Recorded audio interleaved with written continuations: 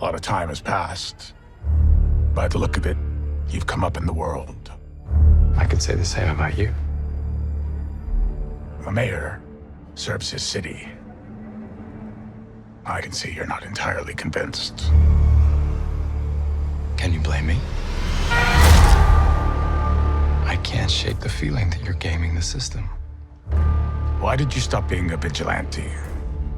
The line was crossed. I need that BlackTree TV. I need that BlackTree TV. I need that BlackTree TV. Jamal Fake BlackTree TV. So Dario, I think you're probably the second most popular Dario on IMDb, right after Argento. Right after Dario Argento. But with that being set aside, before we start, every journalist in our industry wants to eventually make a film, I think. Not me, me included. And you kind of made that journey as from journalism. I did, yeah. Can you tell those that are still hopeful that what happened to them, like how? It was one of those things that it's one of those kind of stories that I've told too many times, but it kind of is like a perfect storm. I had been writing in and around film and TV. I'd worked for Vogue. I'd worked for a couple of movie publications.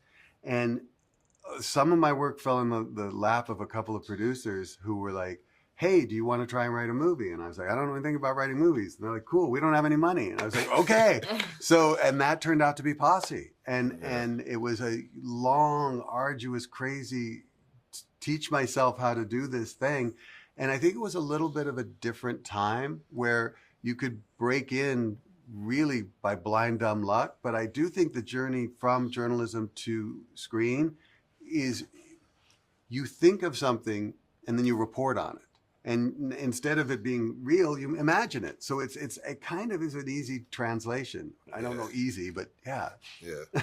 So your career is so impressive. I mean, from being head of content and character development at Marvel Comics to co-creating Ms. Marvel and being an EP at this young age, I'm sure people try to discredit it, but you have all these credentials. But I wonder, when developing this Born Again and you have Wilson Fisk in these politics, I know that you did politics at Barnard College at Columbia. Oh, thank you.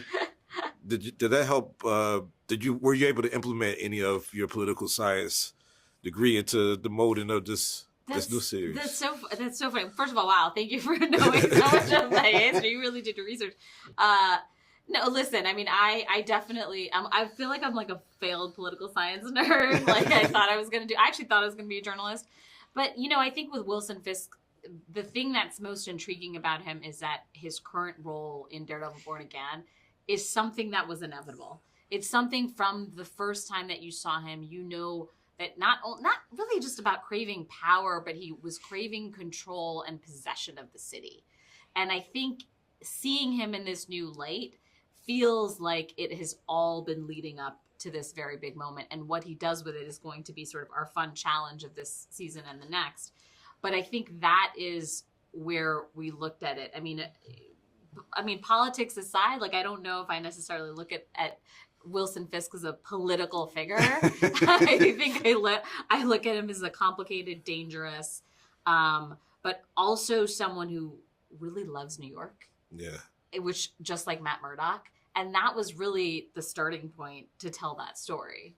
Yeah. I mean, he makes the line, I love New York, creepy and scary. Yes, he says, I love New York, yes. I also see, I'm trying to predict where the series is going this season, but I see I see villains and gangsters as politicians, which seems contemporary to real life, but I see journalists as superheroes, which I think is kind of wishful thinking. I don't think that's wishful thinking now. I think that there's a storyline that has to do with speaking truth to power that starts very small and explodes towards the end of this season and next season. Yeah, the reason I wanted to be a journalist was because I felt like you could help educate people about, first of all, people like us who you don't know about our backgrounds and our experiences, to just sort of tell the truths about different experiences. And that was my intention. And then I realized storytelling, you could do it also. You can do the same exact thing by the different lessons that you tell in these great, crazy adventures. And so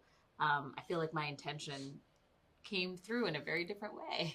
There is a battle of information coming in this story. Yeah. Okay. All right. Before we go, real quick, can I hope for Luke Cage still? I mean, Yes, you can. Hope for all of it. No, I mean, we're that corner of the MCU, the Hell's Kitchen, the street level superheroes. We have a wish list, and he is very high up on that wish list. Yes.